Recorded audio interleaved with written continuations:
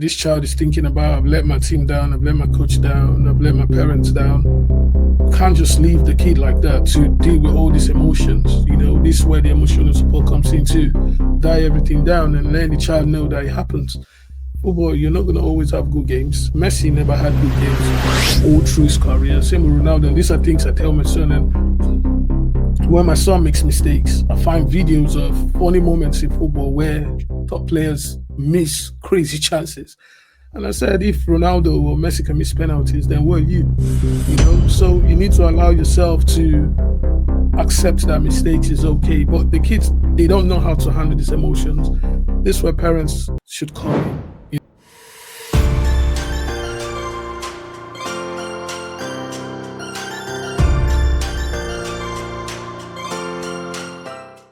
So we're live now. So hello everyone.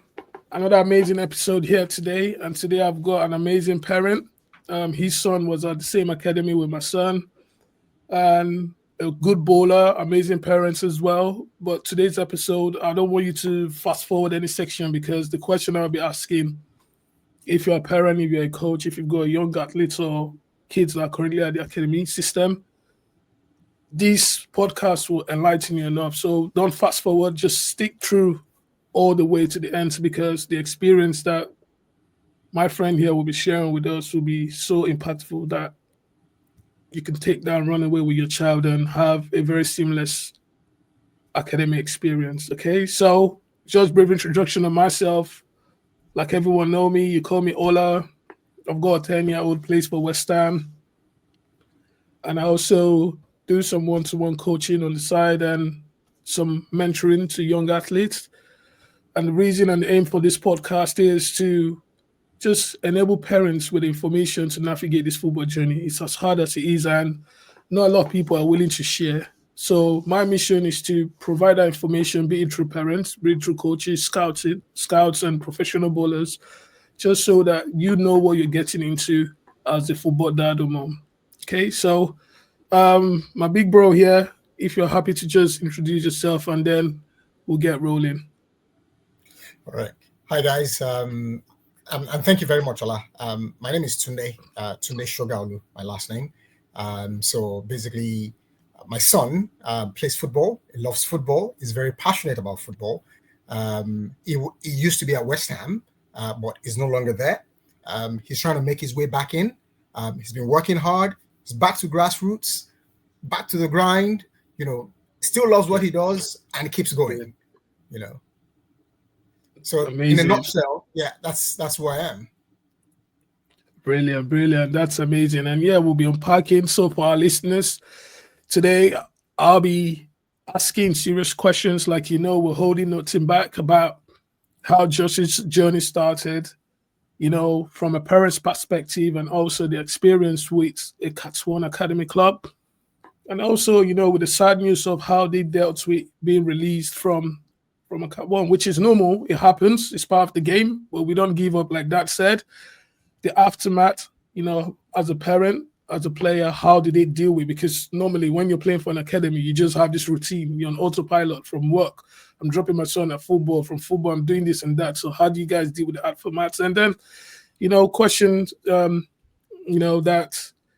that can ask, can put forward to you guys as well. So this would just be the sort of layout. So we'll just go straight into it straight away. And yeah, my bro, please, if you could just tell our listeners, how did football start with Josh? Did you know from when Josh, some parents will say now that, my son from 2 years old, he started kicking the ball, he started like playing and stuff like that. Some people would say from 5, some people would say from 7, So for you, what was your experience and how did Josh get into football?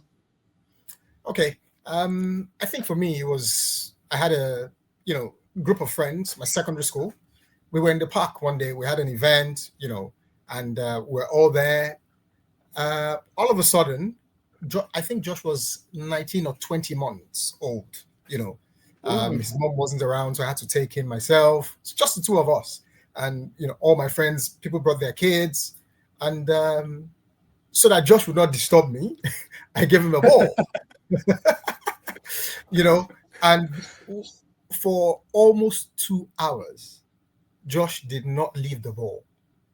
He was Whoa. playing all by himself. He would throw it, it would run. I kept on watching him. Then one of my friends called me and said, "You need to look into this boy. I think he's going to play football." That was how it started, And Wow. from there, we started with little kickers. We used to go on Saturdays. We'll go, and I think after 3 or 4, the coach called me and said, "You know what? I think this boy can go into the proper grassroots team. Oh, He's going beyond, what we're doing here." And yeah. we would play at home. I play, just teach him a bit, just for fun. So we went into grassroots team, and he was playing a year above his age. Yeah, And these are 4 years of age. Yeah. yes, playing on the Wow. fives. Yeah, and we just carried on like that till he was around six. So at that time, COVID then hit. Josh was always playing football at home, hitting the ball with the TV. His mom was frustrated and angry one day and said, "You know what? I think I need to look for somewhere for him to go and burn his energy." Yeah.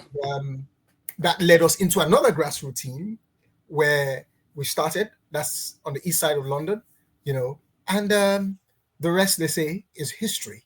From there, he loved it. He would do one-to-ones, do all the sessions, do all the drills. He had a very good attitude, and he still does. So I think that's one of the things that endeared some coaches to him, and they liked him. Work hard. He was strong. Just keep pushing, and that was it. Wow. Starting from 4. That's incredible. I know Josh is quite big for his age, but compared to some, like my son started at 7, just after 7 going to 8 after lockdown. So, that's an amazing that's quite early, to be honest, playing grassroots under fives. So moving from there then, so from grassroots, what was the transition like, and how did Josh get scouted? Like, did did he just go straight from grassroots straight to West Ham, or was there interest from other academic clubs, before you guys settled with West Ham? Okay, so his grassroots team, which is Finesse, East Yeah. London, um, they were exposing him, plays games regularly. But when this academy thing really kicked in was when he played at Cambridge. They played the Oh, tournament at Cambridge, yeah, and the Cambridge United liked him and said, "Oh, guys, you know what? Can he come regularly?" So every Fridays, we'll take him from London to Cambridge. Then he plays games on some Saturdays. commitment. Yeah. Wow. London So to Cambridge. yes, this was Josh and I will go and everything. Then my wife then went with us one day, and we got into traffic on a Saturday, and she said, "Oh, this is what you do?" I said, "This is what I do." She said, "No, I'm not ready to do this. We have to look for something else." Then, of course, in between, Leighton Orient then came in. So Josh would then play, started gradually. So we hadn't had to tell, he hadn't left his grassroots team, by the way. We didn't leave grassroots. Yeah. So we had to then kind of manage the relationship with Cambridge, so spoke to his grassroots coach, and he said, "Well, if you guys think it's getting too stressful, feel free, but Yeah. don't burn the bridge. Just manage the relationship, do everything very well," which we did. We spoke to them and apologized that at least they know that we're coming from London, and Yeah. yeah, they were more than happy to say, "Yeah, that's fine. Hopefully paths will always cross again." So Leighton then came in, and gradually from there, again, exposure, getting good, all of that. Then, of course, in between, still with grassroots team, Finesse, then offered him to come and do trials, with West Ham. And this was between Leighton and West Ham. So at that point in time, we then felt, okay, If he does very well, let's see how it goes. Like every other Yeah. thing, just give him the chance. So he did, and eventually West Ham then said, okay, you know what, we like your boy. We're going to bring him on, and from then on, the rest was history. So I think that was under 8. So you can see that Yeah. from around 6, 7, he had already gotten a bit of flavor into how to get into an academy, with Cambridge, with Leighton, and keep working his way, just developing himself until, of course, when West Ham then came, we then knew that grassroots would have to stop, which we also managed very well. We still go there, So in all of this, I think one of the things that this has also taught us, don't burn bridges. Yeah. Walk through every stage as it comes, So that's what we did. And of course, then it was at West Ham, So until, of course, after 2 years, so from under 8s, till under 10, that's his in which he was at West Ham. Well, that's amazing. And I think for our listeners, what you mentioned there that's very, very crucial is don't burn bridges, because what tends to happen, like in Josh's situation, when your child is 7 or 8, you can flex with different clubs. So for yourself, in this case, you were at Cambridge, Leighton, and also West Ham. For my son, he was everywhere. He was at Chelsea, Tottenham, Arsenal, Palace, da da da da da. And you have to manage this relationship with these coaches, especially when the different clubs like your child. But you can only pick one, because when you sign that under 9 contract, you can only stay at one. So how do you maintain that relationship is important. And also for the listeners there, you can hear the transition. Okay, Cambridge probably got 3 club, but then just started from there, improved from there, then Leighton Arena got 2 club, and then West Ham got 1 club. So just for parents out there, don't belittle any club, right? Because the start is always important, right? Cut 3, cut 2, wherever your kid enjoyed the most and you find value from the training. Don't just aim for the Chelseas or the Arsenal or the Man Cities. They're always going to be smaller clubs that can have your child look after your child, to give your child the necessary training that they need to level up. So that's amazing. The commitment, though, from London to Cambridge, I don't know if I would have thought that, to be honest. But, for you guys, so what was your reaction like then when West Ham? So how did it happen then? You guys are now at West Ham. How did they approach you guys to, offer just the contract, and how did you guys react to it? Okay. Are you talking about when it first got into West Ham?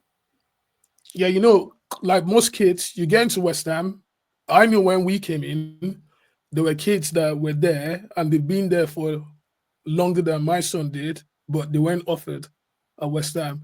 So for you guys, how did you, when they said to you guys, yeah, we want just, we're going to offer him, what did that process look like, and how did you guys and Josh react to the good news?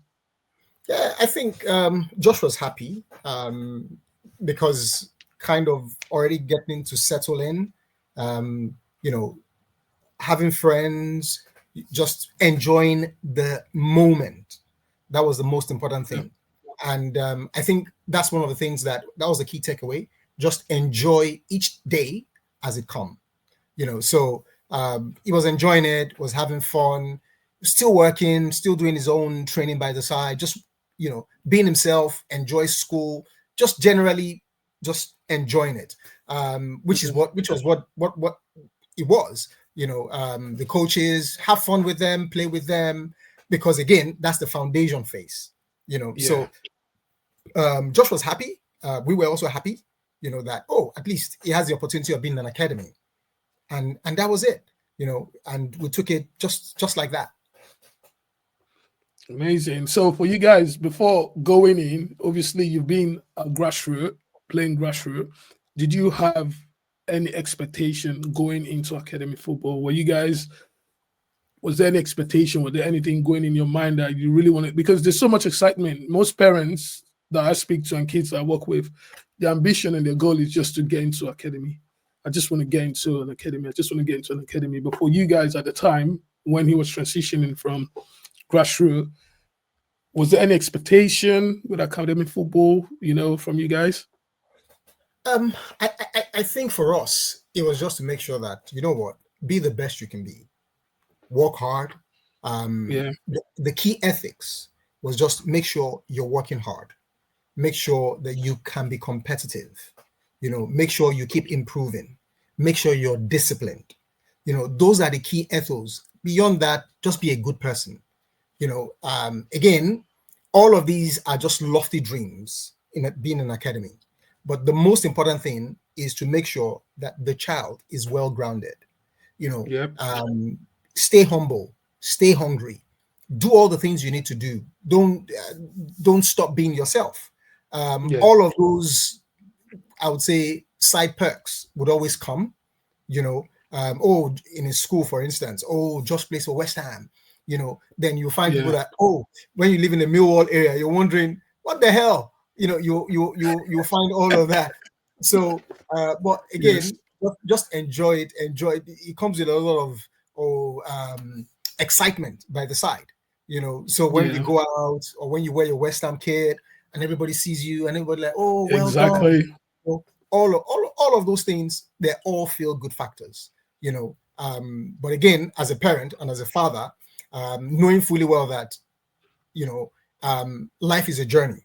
So what it is Yeah, for me was just to make sure that let's just put our heads down, stay grounded, just work, enjoy each day as it comes.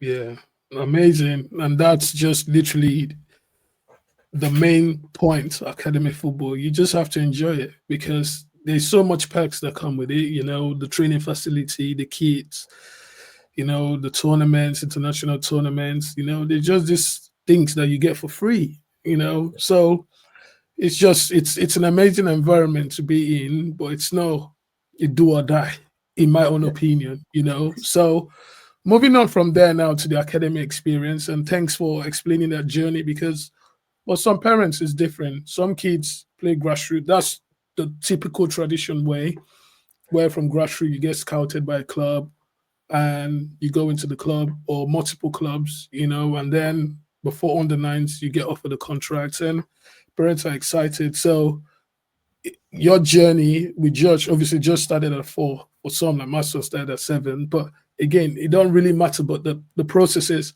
if your kid is good enough at grassroots, it's gonna get found, right? It's gonna get yeah, found by multiple clubs. That's just the bottom line because this day and age, some parents are forcing the process. They're looking for showcase clubs for a 6-year old or a 7-year old, and this kid is not ready yet. Just enjoy. This age is just for the kid to fall in love with the ball, fall in love with the game. And if the player is good enough, the child is going to get found. And like you've said, Cambridge, Leighton Orient, West Ham, these are big, big, big clubs, that had interest in your son. So it all gave birth to him standing out at grassroots. And like the stuff you mentioned, he works hard, he listens, he's got a good attitude. For my listeners, if your kid ticks these boxes and they're quite competent on the ball, your child is going to be found. Trust me, the scouts are under pressure to not miss a top player within their catchment. So there you go. So moving on to the experience that you guys had at the academy. So if you look back, what was the day-to-day experience like for your child? So let's say Monday, just wake up at let's say 7 o'clock in the morning. What's the day-to-day experience? Because I know like when the kids sign on the nines, we train 3 days a week with a game in the weekend. What was that experience like for you guys day-to-day managing Josh? I think again, he has to be a child. You know, there's school, there's homework. For instance, my son loves maths.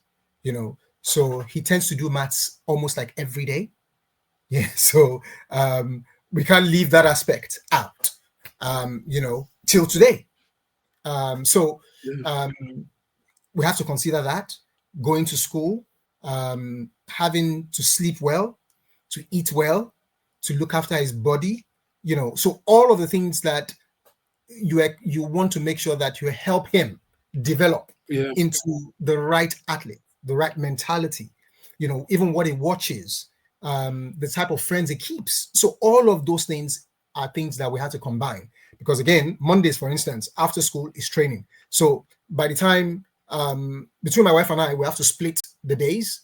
So I can take him on Monday, my wife will do Wednesday, then I think we both combine to do Friday, or one of us just does Friday, then somebody else does Saturday, and we have to work things out. So picking him up from school, making sure most likely he will eat in the car, Standard. Then if he has homework, he tries to do it too as quickly as he can, so that the homework doesn't suffer. But he now got smart about it, so he tends sometimes to want to do homework from school. So he's done at least, so he's done less. So he has very little to do because he doesn't want anything to impact his football. That's another thing, So he also just got smarter with what he was doing, and how he was looking after himself.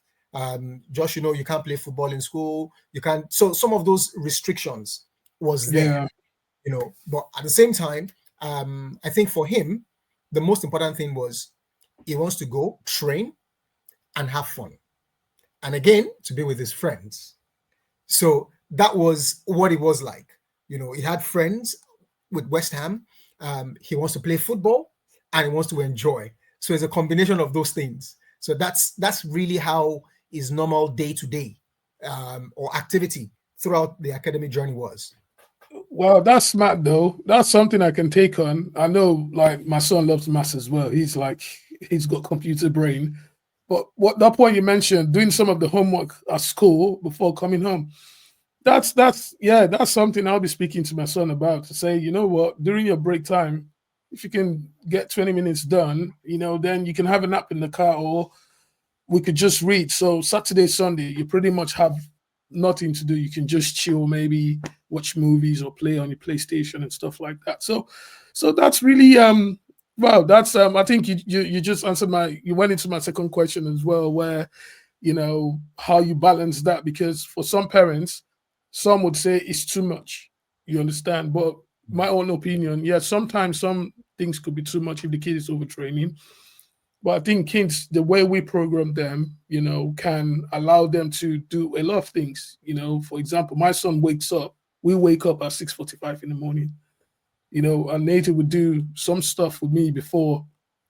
It could be stretching, it could be a hip mobility exercise, it could be just talking about his games, game analysis, it could be whatever. And we have that time before he goes to school, because from school, like you said, we're going straight to training, and then training, as soon as he gets home, eats, have a shower, have a little time with mom and his sister, and it's time to go to bed. So we can always find that small space there to get something done. And for me now, what I've learned with homework, is there a time at school that you can get some stuff done, So for parents, sometimes this football stuff is quite challenging. There's a lot, and there's a reason why it's quite tough to get your child in there. But as you can hear from my friend here, he's having to juggle with the missus. I do Monday, you do Wednesday, you do Friday, because the truth of the matter is, if the kids can get there by themselves, and for my listeners, you might have a talented kid at home, but the kid don't have access to maybe get to training, because mom is working and she don't have the time to take the child, and the talent goes to waste, So my advice to that is, if you're a single mom or a single dad, find a mentor, right? Find someone that can stand in line, have a friend, in your area that can provide that support, because it takes a village to raise a child, right? Yeah. So that family member, that uncle, that auntie, that neighbor might be able to, some people even have grandpa or grandma that can help take the child, because if we don't take the child, then we're saying no to that opportunity, basically. And you might have a talented kid at home. So that's an amazing one. So how did your child handle school work alongside football? I know you mentioned He would do his homework. But for some kids, they just want football.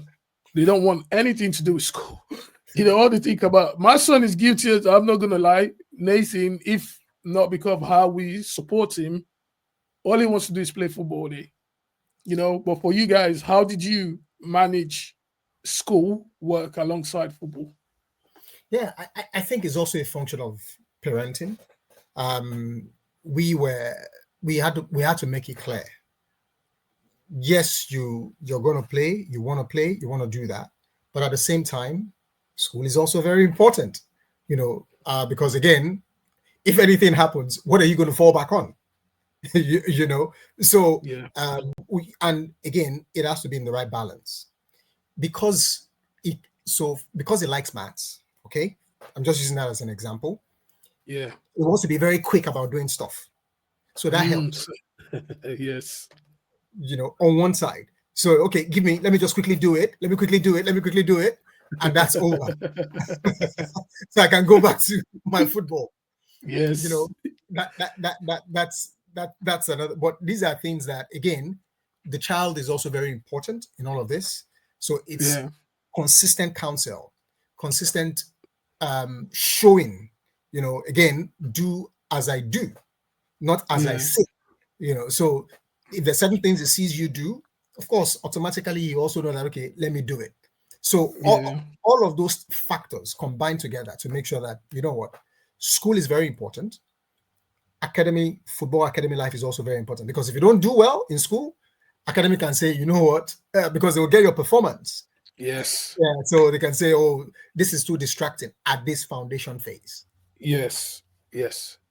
Thanks so much. Yes, that's, again, for the listeners out there, if your kid is still playing grassroots and you're hoping to just jump into an academy, for West Ham, for example, and I believe I think it's a requirement from the FA now that the school follow up with your child's school. So they check for attendance, they check for grading, they ask for those things. And thankfully, my son is exceeding, is doing really well. But in the context of a child that is struggling at school, what would happen is, if there was to be a tour, for example, let's say going to Italy, right? The school wouldn't give permission, because the school have to permit your child to be absent for those 2 days or 3 days. The last time Nathan went to Italy was for 4 days, from Thursday to Sunday. So he missed 2 days of school. The school would only allow him to go if, firstly, they know he's meeting his grades at school and his attendance are good. So for parents, it's not all about football. Yes, we want it to be all about football, but I think it's good to just have that balance where academically your child is also being nurtured, and at the same time football, because the school wouldn't give permission for your child to go on tour. So your child will miss out that tour. You can't just pick the child, because the club needs the permission from the school. They don't even ask you. They go straight to the school to ask. That's number one. Number two is, if the child is not performing well at school, what some of these clubs start to do is they start to cut the training time. So let's say you're meant to have 3 training, Monday, Wednesday, and Friday, and game on Sunday. The club could say, okay, you know what? You only train Monday. Put more effort into your education on Wednesday and Friday until you catch up. Then we add one more day. You train Monday, Wednesday, and if you're excelling, then we reset everything back. Okay, so academics now, it's important, right? Just so that, again, in this sport, so many pro players have left the game with no idea of what to do. Number two, because we don't know. Only God knows if a child is going to play. The kid can get to 15 and just not interested with football. I shared something on my Instagram the other day of this very talented 19-year-old baller at Man City. Yeah. And he just said he's fell out of love with the game. It's too much. He's not interested. And he was a player he was training with the under 21s. He was that good, but he just said he's had enough. He wants to go back to school. So what if that is my child, or what if that is your child? Yeah. But your child don't have the GCSEs or the A levels to pursue other opportunities? Then it can become very tricky. And then we start going down the route of any menial job or things that might not prepare your child to have a standard family in the future. So just to echo that, please, parents, education is as important as football. Okay. So to move on from the academic experience, the last question is: did the academy provide psychological educational support, and was it helpful to you guys at your time? What was your experience in terms of, a lot of this stuff here, kids, maybe for some kids, for example, academy, they had the 11 plus exam. I know some parents that their kids didn't make it, they didn't pass the exam, and it's affecting their performance on the pitch because depending on how that's being managed, right? Some kids could have a bad game, some kids could have some sort of injury. I think even at West Ham just had a little bit of injury one period for a few weeks. So did the academy provide, or what sort of psychological support did they provide to you guys and Josh, if there was any? I, I think basically it's just going to be general information, and there was general information. But Okay. again, you as a parent, in most instances, you have to know what's best for your child and how because you know your child. The child stays with Yeah. you most of the time. So understand your child's need and how to help the child cope through it. So the psychological aspect of it, more often than not, resides or rests on the parent. Yes, the club will say all of that. For instance, at West Ham, you have holistic 360. There's so many Yeah. things that will be said. There's a lot of, because the information out there is a lot. So what is the major ingredient that you will pick and work with for your child? I think for us, that's what we did. What was most Yeah. important, what we needed the most, let's pick it, let's work with it. I think, for instance, eating, Yeah. one of it. So one of the things we also try and do is make sure you're eating lots of fruits, lots of vegetables, because it's Yeah. very important. You have your carb diet, you have that. In terms of psychological support, if it was necessary, we would, but I don't think we really had to deal with that at any point in time, throughout our journey. We didn't have Yeah. to see a psychologist or see someone to speak to him, because more often than not, it came from us. Again, we're people of faith, we're people of prayer. Yeah. We don't take God factor out of what we do, for example. Yeah. So we would always have time to also pray with him, and he also Yeah. prays as well. So all the psychological support that we would need, Yeah. we had to feed that into it. But taking the information that was provided and using Yeah. it to help our son. Amazing. Yeah, that's amazing because psychology is it's one of the biggest role in terms of young athletes as well. How they see things, how they interpret things, and how they manage things, especially emotions in this age as well. When they make a mistake, when they have a bad game, when they get injured, when something happened in school, they're just not one size fits all, but they come in different variables. But for parents, it's just to understand that if my child is underperforming, it might not be a physical thing. It might be a psychological thing. It could be they've got a perspective in their mind that is wrong. They just need the grown up to explain it to them in a way that they will understand. Because sometimes, for example, I would say my son, when he had growth spots at the time, I think it was on the nines, and I didn't want him to go on tour to Belgium. And he was like, Dad, I want to go. Dad, I want to play. Dad, I want to play. Anyway, when he didn't perform as well like I expected, but I knew what was going on. And then when we came back that week, he still wanted to go on for training. And I was like, no, son, you can't go on training. And he was so passionate that there was a day at training, I saw that he was struggling. He was in so much pain. And the coaches were like, if he's in pain, he's gonna let us know. I said, I know my son, he's not gonna he just wanna play, even if he's got one leg, and the coach went to ask him and he said, no, I'm not in pain, I'm okay. I just made the decision, like, please, I need to take him away.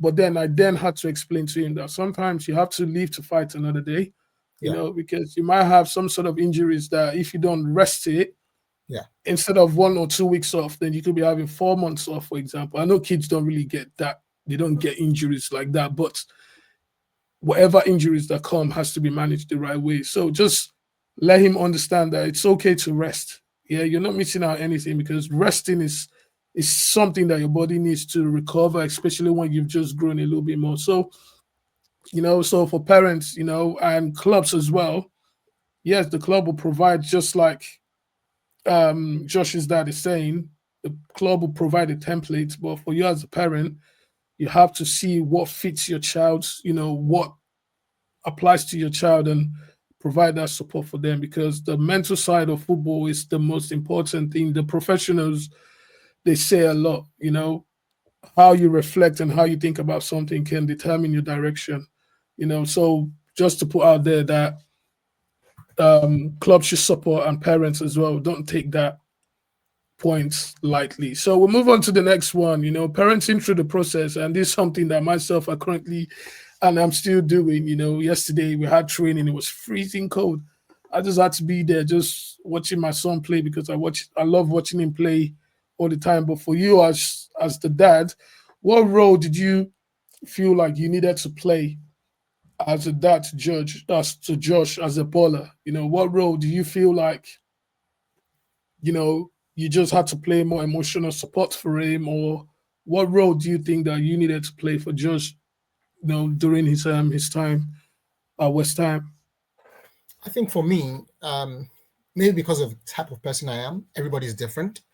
Yeah, Um, I I let him be, let him learn. Um, because again, sometimes if you can't be too overbearing when your son is not having a good time or a good day or a good game. So most times watch him, support him, encourage him, also tell him off when he's not doing well. We always have our time of reflection, but again, let the coaches do what they want to do, because at that point in time, we want to believe that it's under their care. So let them express themselves. So for instance, Josh plays at the back. I'm sure he plays in defense, and yeah, that's what he loves.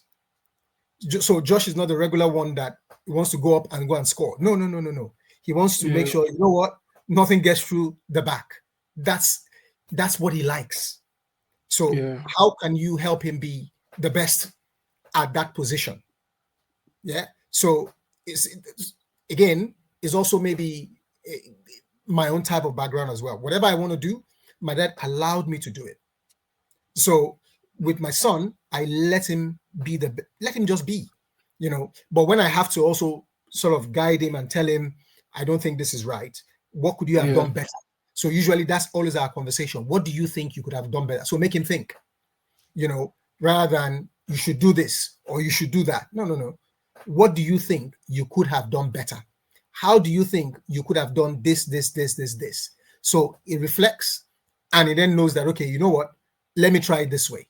So, like you said, in the cold, in the rain, uh, I mean, yeah, Josh has been to training this morning. He's gone to train. He's gone to work. yeah, Train at 9 o'clock. It was raining. But left home at 8. By 9, do the grind, finish, rest. Oh, my leg is paining me. All of that. Yeah, that's fine. Help him massage. Help him just check his body. If he's in pain, walk him through it. Look at it. Understand what he's saying. But most importantly, having an ear to listen to him at all times. I think that's what is most key, mm, because the child really is the most important here. Just listening to him, getting feedback from him.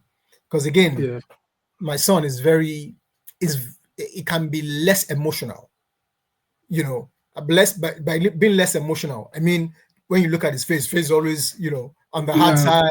He's not smiling, but having to let him talk a bit more, And yeah. again, maybe the reason why he doesn't talk is because he has a croaky voice. Oh, so Uncle Josh.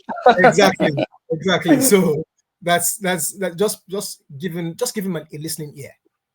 Yeah, I think he just hit the nail on the head there, to be honest. Most times, most parents are experts now, especially when it comes to football, which, in my opinion, I think they make mistakes. and just like what you've said, listening more, and for me, I think providing that emotional support is very, very crucial. Football is hard. Your child could have a bad game. The coach have just told him off. Obviously, when you're in an academy system, the coach don't have a go at you like that. But this applies to if you're playing for your district or you're playing grassroots, and you have the coach just showing, they're not happy about your performance. But then this child is thinking about, I've let my team down, I've let my coach down, I've let my parents down. You can't just leave the kid like that to deal with all these emotions. This is where the emotional support comes in to die everything down and let the child know that it happens. Football, you're not going to always have good games. Messi never had good games all through his career. Same with Ronaldo. And these are things I tell my son. And when my son makes mistakes, I find videos of funny moments in football where top players miss crazy chances. And I said, if Ronaldo or Messi can miss penalties, then what are you? So you need to allow yourself to accept that mistakes is okay. But the kids, they don't know how to handle these emotions. This is where parents should come in, and things like providing, like you said, the support and the guidance in terms of we need to rest now, not training today, you need to take a break, you need to stretch, you need to eat this, I need to take you here on time, we need to be here on time. I think it's very easy for parents to just zone in just on football. But like you said, they do a lot of the talking, but the kid is trying to explain. For me, I just want to know what's going on in my son's head. So when he makes a mistake at the end of the game, I just really want to know because if he's thinking that I've just let my coach down or my teammates down, let him, I have to get him to switch that thought even whilst he's on the pitch. When that thought comes in, like, oh, you're not good enough, like you're gonna make a mistake. Hmm. Those thoughts will always come, and I just want to know. Like, I can see the game. Oh, son, during that game, we're playing. Let's take for example, we went to Italy and we're playing AC Milan, right? And I know how my son plays, but because that game was like semi-finals, like it was a key game that we didn't want to lose, and I could see that some aspects in the game he was hiding. Right, I knew what was going on that he was hiding, so I just wanted to know, rather than why are you hiding? Show for the ball. Why are you hiding? Come on, play. Don't play with fear. Yes, it's easy to say, but I just wanted to know what was going on in his head, and I asked him when he went back in the hotel on the phone, like, Nate, well done. He captained the team throughout the tournament against AC Milan. He had a very good game, but in those aspects that I saw, I'm like, son, the times where I know you could come for the ball. What's going on? Like, just be honest, because I want to help you. And it was like that. It's we're playing 1-1, or I think 2-1. West Ham was winning. And I just felt like if I get the ball in that area and I make a mistake, they might have a comeback or they might win the game. So I wanted the keeper to just shoot it up so we can get high up the pitch. Okay. It's good for the keeper to do that with your understanding, but the way you're feeling now is wrong. So now whenever that thought comes to you, can you replace it? And when that thought come, do the opposite and just say, I back myself, I'm good, I'm technical, I can receive it. I don't care if I make a mistake. I'm going to go and look for the ball, you know? And that's just like a shift in the way the kids think, but he wouldn't know how to make that shift except a grown up have to tell him. So now I'm observing when the game is going tough for you, and I know it's a tough game, those negative thoughts will come in. You're not good enough, you're going to lose the ball, you're going to miss the chance, but you constantly have to replace it and say, no, I'm good enough. I'm not going to make a mistake. And just things like this from parents, it's what can set your child apart, because it's not just about the physical side, it's about the emotional side and about the mental side as well. But having the ability to get into your child's head to know what they're really thinking and how to support them can make or break your child. So thanks for that point there, that listening to your child is very, very important. Just hear them out. Your kids, the way they the way they interpret stuff will always be different, but we need to meet them where they are, to understand where they are and see how we can dialogue with them in the way that they can also understand if it's negative or positive, but at the end of the day, get them in the right path that makes sense to them. So thanks so much for that. That point is it's very, very valid. Listening. So to all my parents listening, yeah, please listen to your child. Train yourself to listen to your child. There shouldn't be any excuse like my son should just do as I say. Yes, as a parent, most times you get your child to do what you're asking. But if your child is struggling to do as you're asking, what's making them struggle? Now that's what we have to try and find out. What's making them struggle? Why are they not doing? Are they afraid of something? Did someone say something to them? Are they lacking confidence? What said to them, is it clear enough? Do they understand? You can start to troubleshoot some of these points to find the root cause on how you can support them. So moving on, did you feel pressure, direct pressure and indirect pressures from coaches, parents, or just for the system? Everyone, I wouldn't say everyone because I'm different, but when it gets to retain or release end of the season, parents are on the edge. Is my child going to get retained? Is my child going to get released? But for you, did you feel any sort of pressure from parents? It could be, oh, this parent is maybe telling their child not to pass the ball to my son, or this parents telling their child whenever my son gets the ball, go and tackle them, for example, or do all these crazy things that I hear parents on the side. I'm not saying West Ham per se, but when I go and watch some of the kids that are trained, I just hear parents say a lot of things that I look back and I'm like, come on, these are just kids for crying out, for Christ's sake. So did you feel any sort of pressure directly, indirectly from coaches, parents, or just from the academy as a whole? I think one of the things that I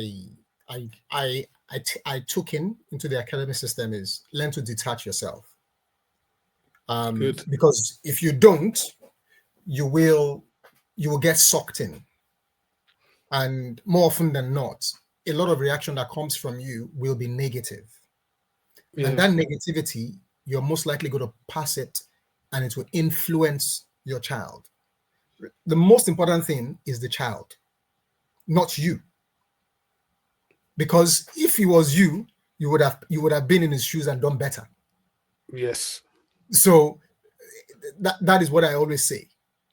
And I say without being ashamed. I tell my son, I said, I could not do 50% of what you've done. So the fact that you have gone through this stage already shows you have succeeded. You've excelled. So if I could not do it, so who am I to condemn you? So that way, first and foremost, detach myself. Retain or release, feeling the pressure. I didn't really think about it. I didn't really take much of it, and the reason again is because I kind of, took a back step, let him, because it's my son's journey. He has to go through that journey. And again, my background, I always say it so that some parents can understand, where this is coming from. My dad always took a back seat. Oh, Tune, you want to do this? Okay, fine. I'll support you. I'll cheer you. Best cheerleader. My dad has always been that. So I've kind of, because I grew up with that mentality, it's easy for me to always be the clapping parent, just supporting, just encouraging, just cheering him on. Sometimes he has a bad day. I feel bad. So it's not as if nobody wants to lose. It happens. We're competitive. We're men. But again, just always talking to myself. Calm down, relax.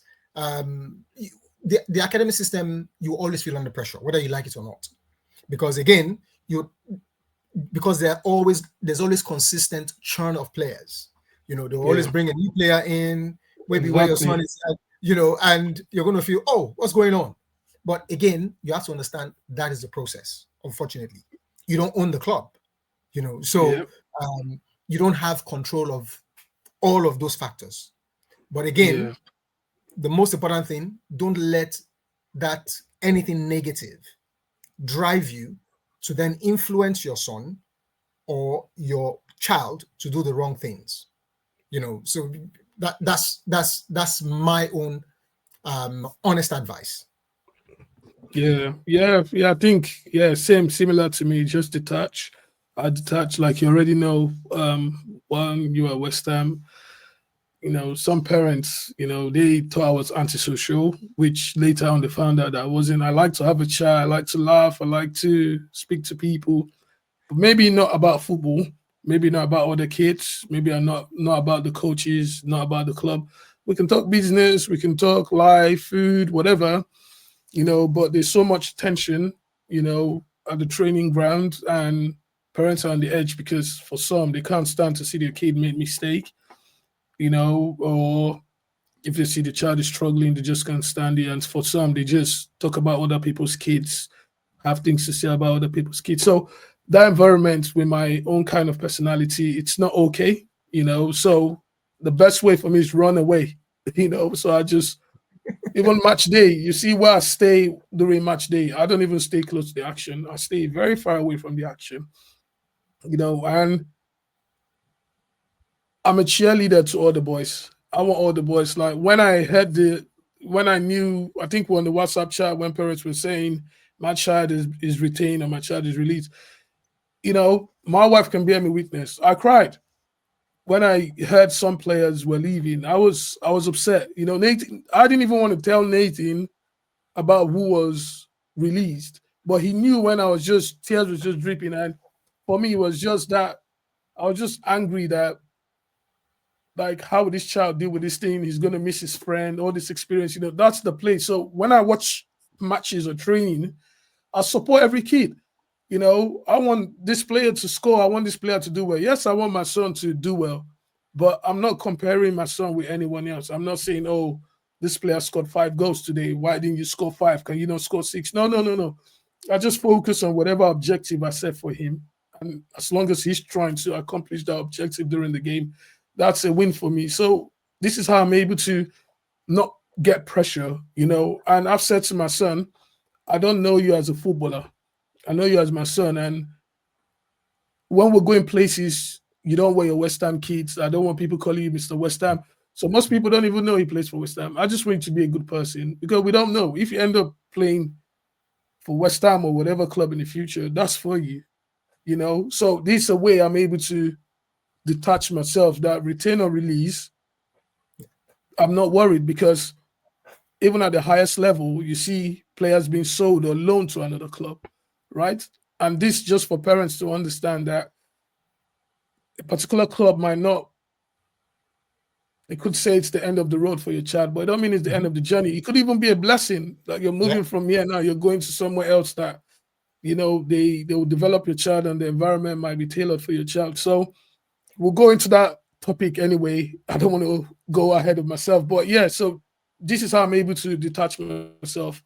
I don't join in conversation talking about people's kids. I don't talk about my son. I'm not edgy when he makes a mistake. When they do stuff well, I celebrate the team, I clap, but I detach myself. I rarely speak to the coaches. I don't talk to the coaches about nothing, except the coaches come, which have been 90% of the time. The coach would corner me. Even yesterday, one of the coaches cornered me, then he was just asking me, how's everything? Ask me a question because I don't trouble the coaches. These guys, they've got family, they've got kids, they've got things to think about. So it's not me waiting at the end of the entrance telling them, can I speak to you? Can I speak to you? I respect that. I have my time to talk mid-season and end season, right? So that's my opportunity to say, okay, you've given me this 15 minutes. This is why I think if I have anything to say, that is my time to talk. So I don't get into all this. Yeah, I try to detach myself, just like you rightly said. So a common thing that I see from parents, I've even seen parents where I've heard kids say things like, whoa, dad, are you going to whoop me when I get home? I've heard parents smacking their kids in the car park because maybe they had a bad game. I've seen parents shouting at kids just before they get into the car, whilst they're inside the car, because the child have a bad game. So these are the reality of the game, especially when you're in an academy environment. So for you, how do you manage now? I want to just hear what you do manage your emotions, especially when or when you see your child maybe have a bad game or not working as hard as you expect, how do you manage your emotions when such a situation arises? Again, in some aspects, the academy system, if you feed off the right support, also from parents, that also helps. Because again, you're not the only person in the boat. There are other people as well in the boat. So Yeah, that's I mean, for instance, we talk a lot. I can ask you questions, I can ask you things. So some of the things you say, I take it on board, I listen. Yeah. Um, if you see it as a learning path, it makes a big difference. So you have to be open-minded, listen. And I say it, I'm not an expert. If I was, I would have been coaching. true. So I don't know it. But because also the the the club, part of what they teach you or part of what they explain is they also knowing that it's a very tough process after each game, even when it's not had the best of games. Yeah, Sometimes we don't even talk about it. So at that moment, because again, the child feels bad. He knows. yeah, Kids know. They feel the energy. They know what they've done right and what they haven't. So at that point, may not be the best of times to discuss it. Like they say, I'm sure you've watched Beckham series. How his dad is always going hard on him. All of those things. The reality is, parenting today, what worked 15, 20 years ago is not going to work today because times have changed. Social media has hit, our kids are exposed to a lot of yep, information that we weren't. So again, understanding the child, understanding the process, um, taking a back step, just the information you've been able to gather, even while watching him. Yeah, you get frustrated, you're unhappy, um, sometimes maybe it's just best sometimes just listen to music. Or when you get into the car, switch on a good sound that will change the tune and it makes you calm. Then again, my wife, because sometimes because of doing it together, because we've seen it as, what, this is what we have to do together. Women, ladies are a bit more calmer, I would say. yeah, May not be the best time for us to talk now. Let's just allow um, him, let him chill. All of that. When your wife brings that into the mix, then of course, just take a back step, let him be. Then later on, you begin to talk about the game. May not be that day, maybe after. So yeah, those are I would say that's my own honest tip. yeah. Like what you said, my wife, I think she's taking Nate into training or a game handful of time, maybe not more than 5 times, but she's I've never heard no, it was amazing today. Everything is always perfect. Everything is perfect every time, And like you rightly said, it's good to have that balance, to how we that journey on the car home, even myself, I'm still improving on it. I'm not perfect yet, but I'm still learning. Like when Nathan had a bad training session, I get in the car. Like you said, he knows. So now I just ask, we have a deal. And I said to him, son, you're in the next 5, 7 years, when you start driving yourself, I'm gonna miss out on these experiences of us having to be together a lot of time in the car. So I want us to build good memories on this journey, going and coming back. So no matter what happens, if I'm angry, I can, as soon as we get in the house, I can unleash if I want to. But that journey back, I want it to be an experience. Let's laugh about something, talk about something about the game. It could be something about your school. It could be something about home. It could be something about a game we played, or it could be just whatever. But I just want us to laugh. And now, for the past how many months, he's been the DJ, right? So every training day or match day, he would put a compilation of songs that he wants to listen for that day. So I let him control my phone, and it's some songs I don't really want to listen. But I've told him like, I want when you get older, you can say, I miss having that ride with my dad because I want us to use this moment that we spend a lot of the time on the road to build memories. So in return, if I don't I've gotten to this state where I don't boil up anymore when I see my son making mistakes. I don't boil up. Now I accept mistake is part of the game. So I know, right? And I tell him it's part of the game. So it happens. So I've accepted it to the point now where I think it was on Sunday. This Sunday, we played a game, and Native was literally close to the bar like that. It was a rebound, and he kicked it, and the ball went out. Just empty goal. And I was laughing. Honestly, if the camera caught me, you see me. I was laughing. I was laughing, laughing, laughing. And we go on the car, and I was just laughing. Like, he had a good game. Because I say to him, to my son, when you score a goal in the early start of a game, you've got so much energy, you're confident and stuff. But I know football is not like that. Sometimes we could be losing 1-0. Sometimes it could be 0-0 to extra time. But to support your mental strength, I want to see how you bounce back from a mistake. So sometimes I pray, I hope in my mind that you make a big mistake. So maybe you make a mistake that led to a goal against your team, or you miss a chance like you did on Sunday. But then I want to see how you forget about it and how you bounce back. So he's just going to kind of like, Dad, to be honest, I forgot about the mistake. And I said, I believe you, because after that mistake, I saw your performance and you just went zoom, zoom, zoom, zoom, zoom, zoom, zoom, and we laughed about it. And it was just like, I can't just believe, like, if that's recorded, I'll be on Football Funny Moments. I would laugh about it. But again, it's just managing that emotion, because this week, next week is going to be another game. There's going to be another game after the week after that. And for my listeners, that journey home is one of the most crucial part that you could make or break your child as far as this football is concerned. What relationship are you building with your child? And as we've learned, and as we learn from Mr. Tunde here as well, make it fun.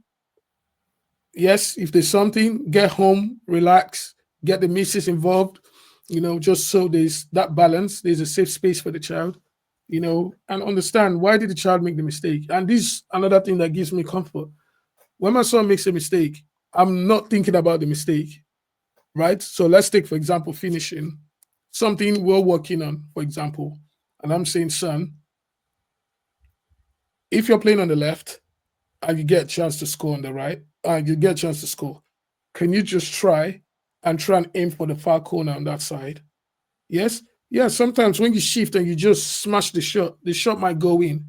But I'm thinking in the future, the keeper is going to be taller, it's going to be bigger. The shots might come to the middle, but if you start thinking now to aim wide, right, you're going to start building the right habits to start scoring more goals. So we talk about it. So when he misses a close chance, that I know, like, if he just goes his old way, probably he might score, but the shot goes wide, I count it as a goal. He knows, because I'm just saying, I don't judge you by the execution. I just judge you by the right thinking. If you're thinking the right way and you're trying to go from left to right, which is a tick for me. So that's counted as a goal for me. So when he misses the chance, he's not frustrated. He's sticking to the plan. And if he goes in, that's 2 goals, because you went the right direction and the ball went in. So you see how try and manipulate stuff just so that when the child makes a mistake, it's not about the execution. It's about the idea. So for my listeners, these are some tips that we'll share with you that you can also run with. So we've gone past the hour mark, and just to speed track things, now we move on to the other point where we get the news about, from West Ham, that, okay, we think your time is up here. You just talk us through when you first received that news about Josh being released. How did that happen? Was it a text message? Was it a phone call? Was it a meeting? How did this process happen? And did you already have an idea that this was going to happen before you heard it? What's your take on it? Okay. No idea that it was going to happen, first and foremost. Didn't think about it, didn't consider it. But when was a call, so we're supposed to get the call at maybe 2 o'clock in the afternoon.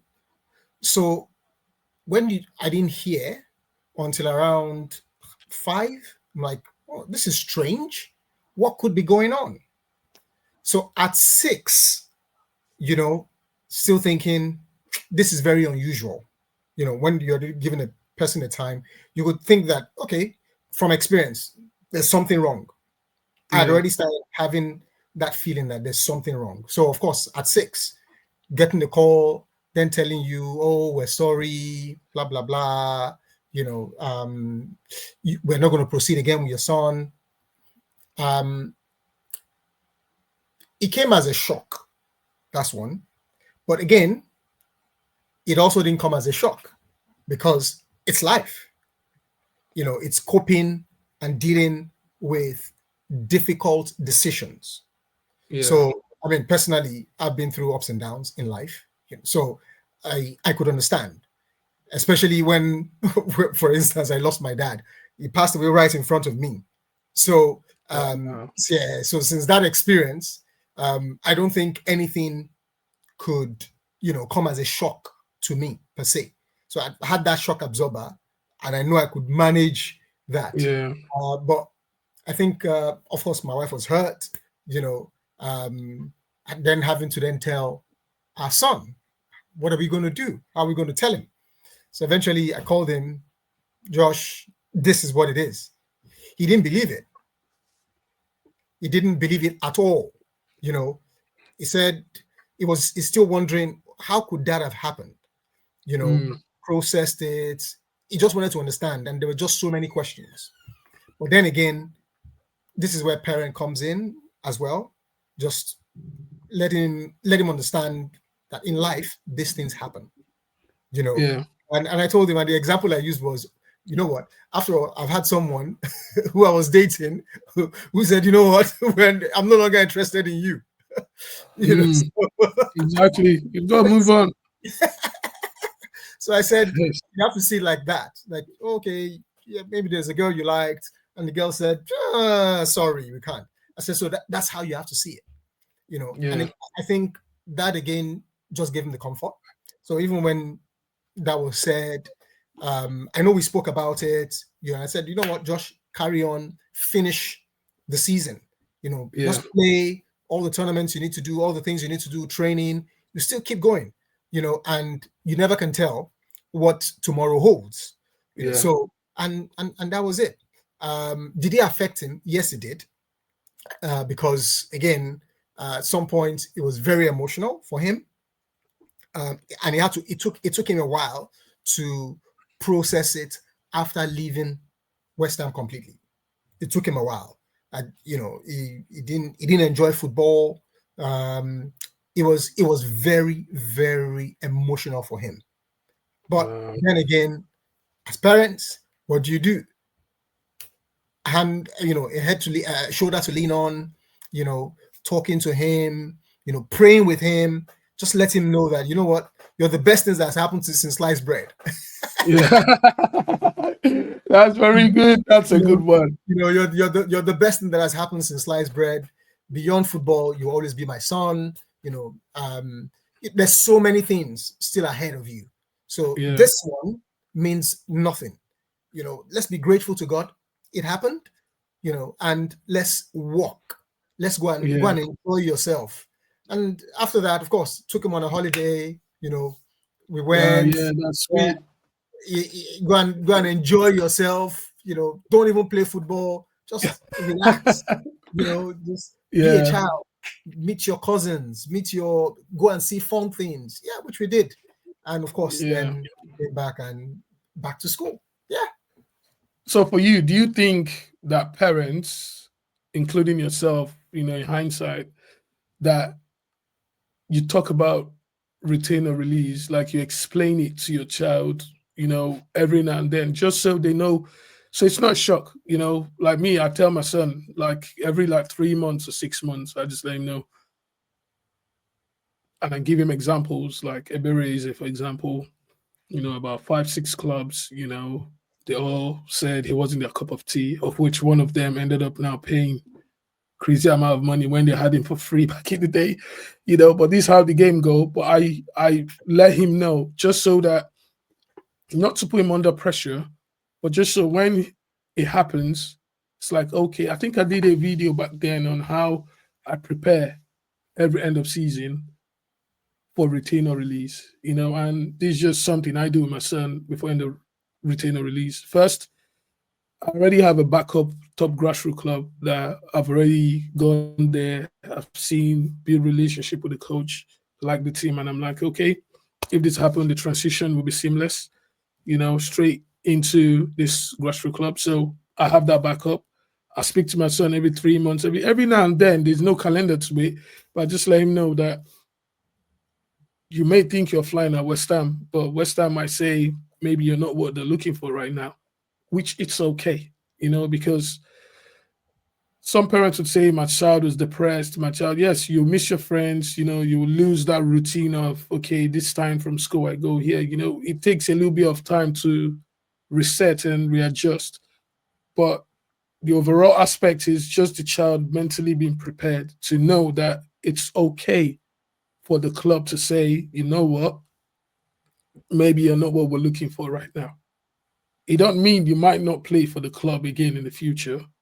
Okay. But I think parents are not doing enough. It's a topic that they don't want to talk about because they're seeing it as something negative, But again, you fail to plan, you plan to fail. So if you plan by building a relationship with a solid grassroots team, so as soon as you get that report, your child can settle in. So there's no time off of him not playing football because some kids, they just want to play. Like my son, he loves playing for school district. He just wants to play, right?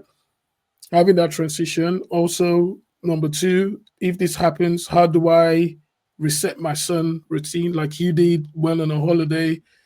Let him know that's okay. Just time to just forget about what just happened, which is important. So encourage parents to already have this plan. Don't assume that my child is going to remain in the block because we don't know.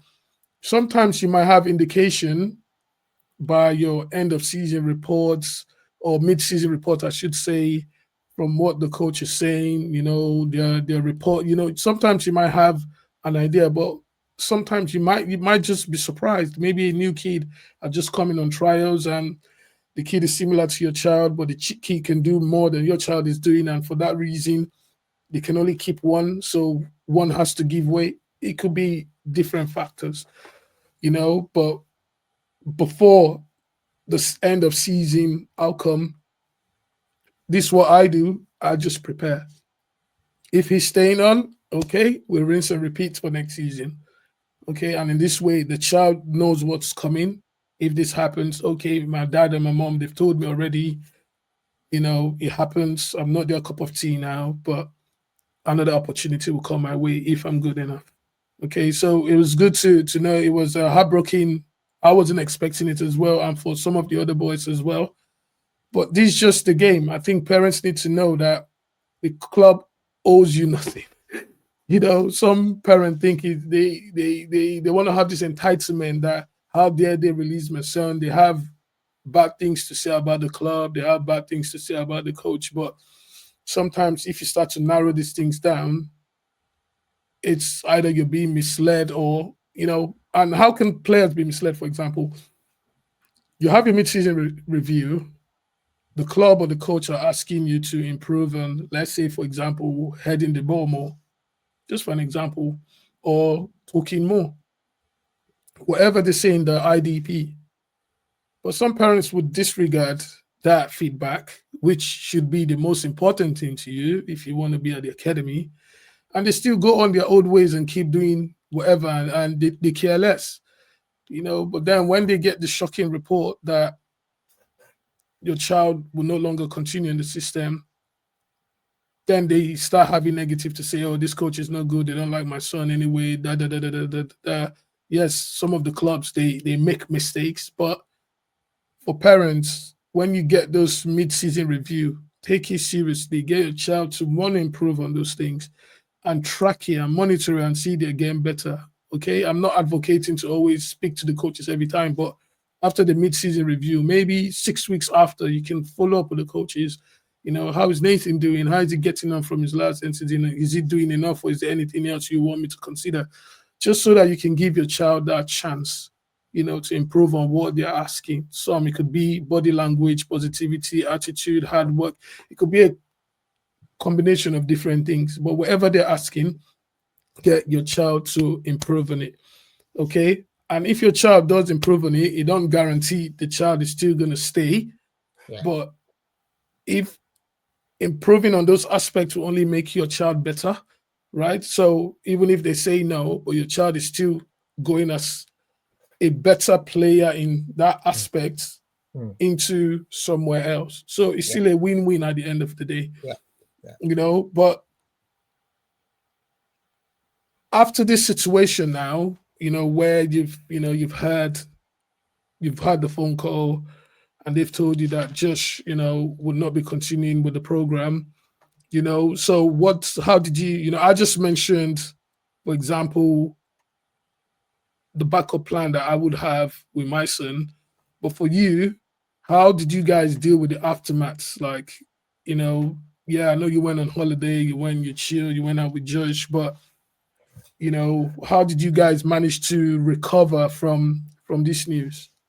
I mean, the good thing is, again, you have to always surround yourself with good people. Um, Yeah, you know, it matters a lot.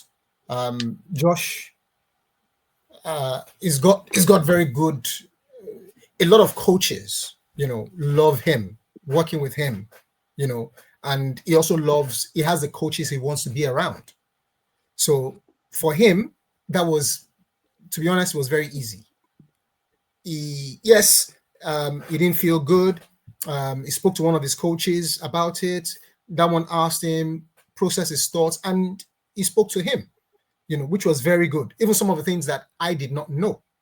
And the coach told me, mm, I said, "Oh, fantastic, that's good," and he just carried on working his old grassroots team, for example. Oh, you know what? We want Josh back. Let him come, and that yeah, was it. So again, I always talk about relationships. Make sure that um, the right relationships is always built, because in this journey, you never know. You never yeah, know who will be able to put in a good word or a yeah, bad word. All right. So someone can put in a bad word and someone can put in a good word. You don't know. But yeah, keep the relationship, help the child stay grounded, and let the child also express himself. What he loves to do, let him do it. And because sometimes it just could be the fact that, what, I just want to have time for myself. I just want to be me.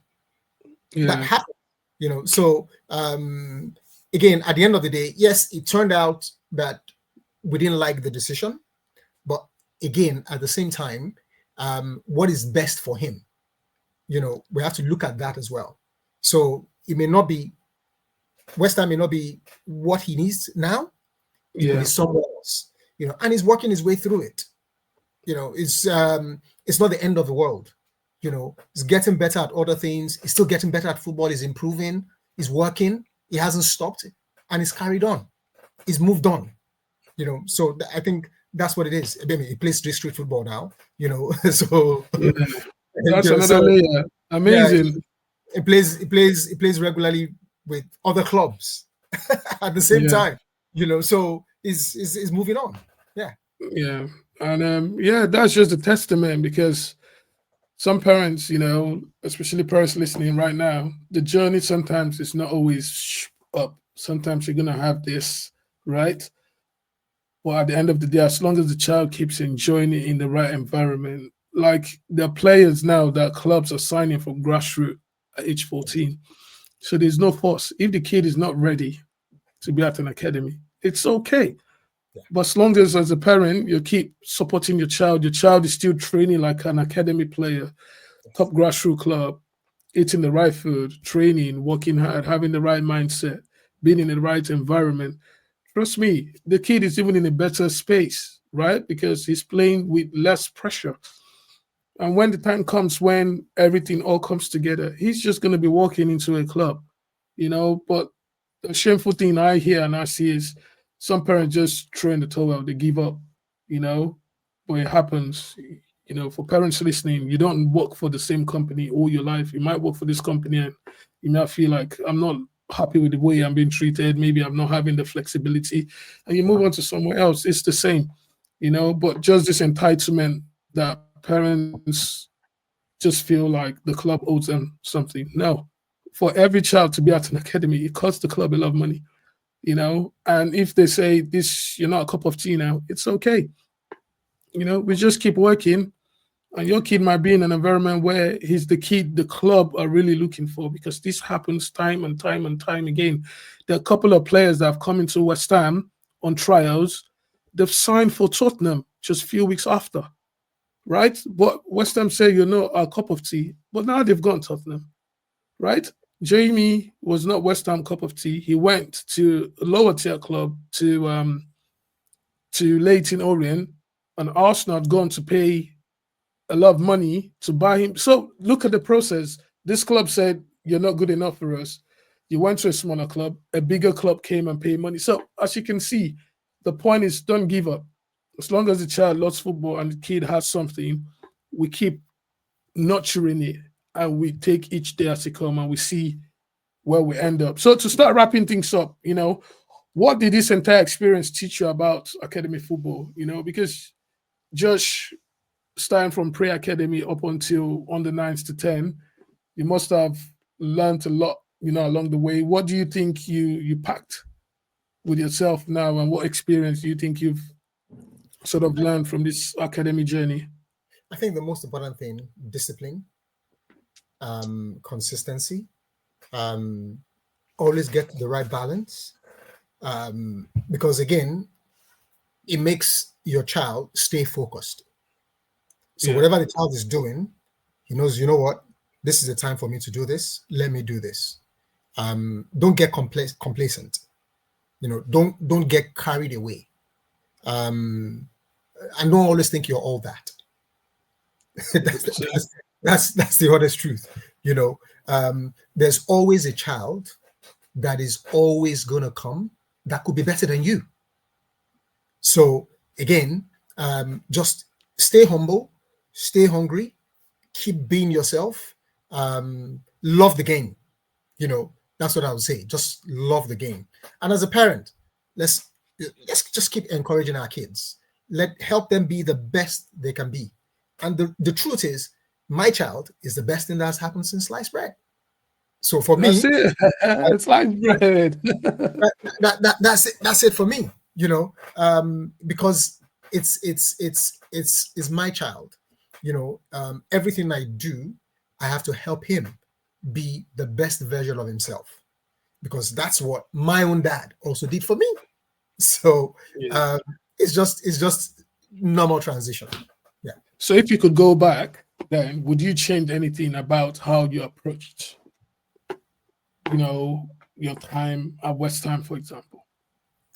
To be honest, there could be, because there were things that we could maybe do better. So, and that's life. There are things that you always can improve. So there's always room for improvement. So whatever room or whatever thing that it takes to improve, we would have to seek it. Seek a bit more information, put your ears more to the ground. I think one of the things that I took away from this is having the regular conversation about return or release, because it happens. So the child needs to be aware that this could happen. So these are the things. But again, a child is still a child. What kind of 10-year-old probably start thinking about the next 15, 20 years? It's but again, that's debatable anyway. But again, it's just making sure that you help your child. You're the best support that you can be to the child.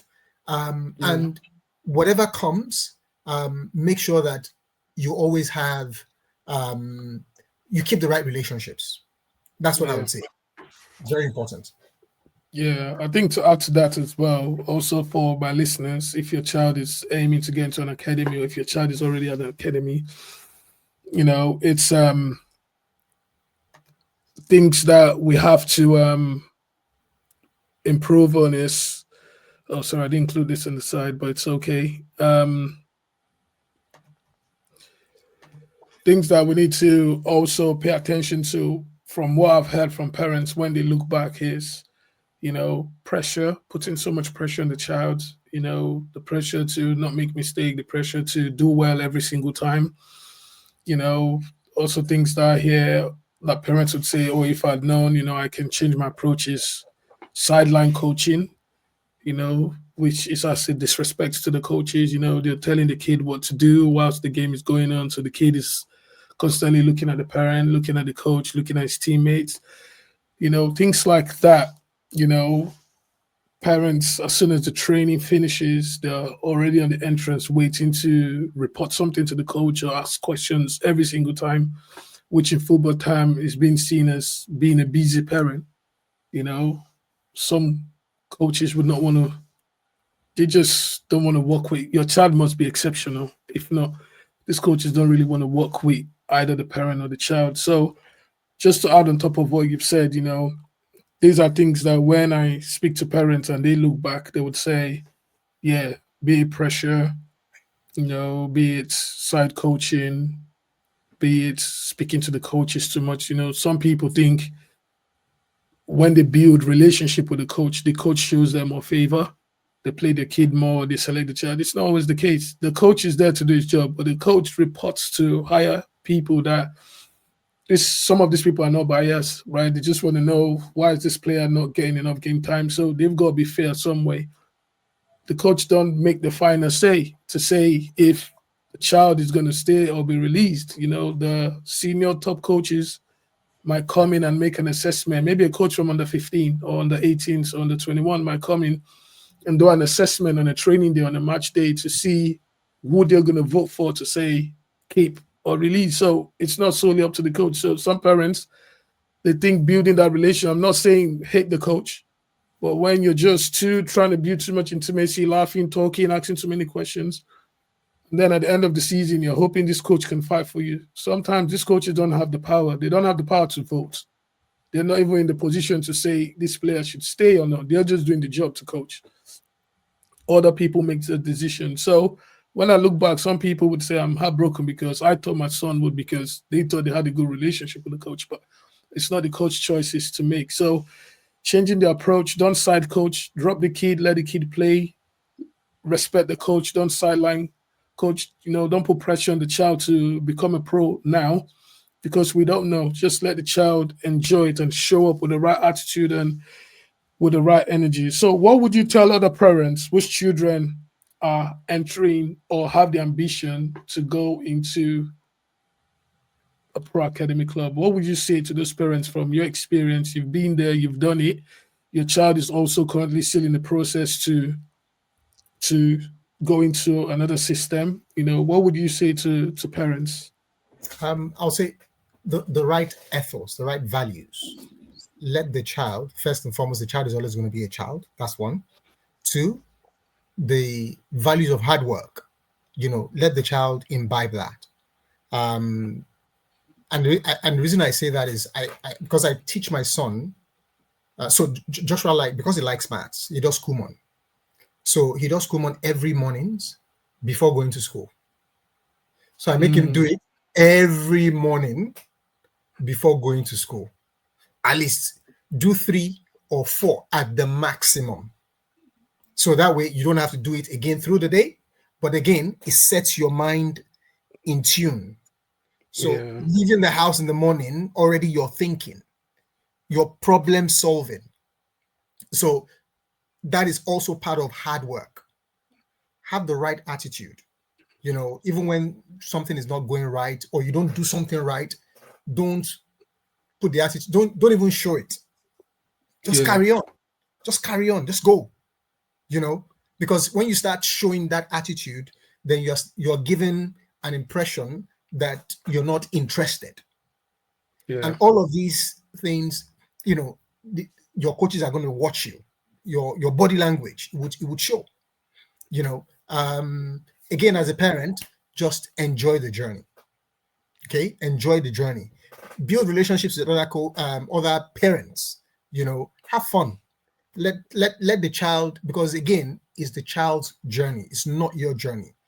Don't be overbearing. Don't push the child too much. because every child is definitely unique. Enjoy the process with the child. Have fun. When you do some of all these things, the result will always come, because you will do the work. You will do the work even after the academic training. You have your own training regime. You have your own training plans. You will do it. You will do it. The child will do it, because the child also wants it. But just make sure that you have fun along the way. Yeah, that's pretty much like what you've said. It's exactly what I would have said. Just enjoy it, enjoy. I think when we went to Belgium, we were the parents. After the game, we just went to town. We're chilling, eating, dancing, having fun. Even when we went to Italy, we're just going different places.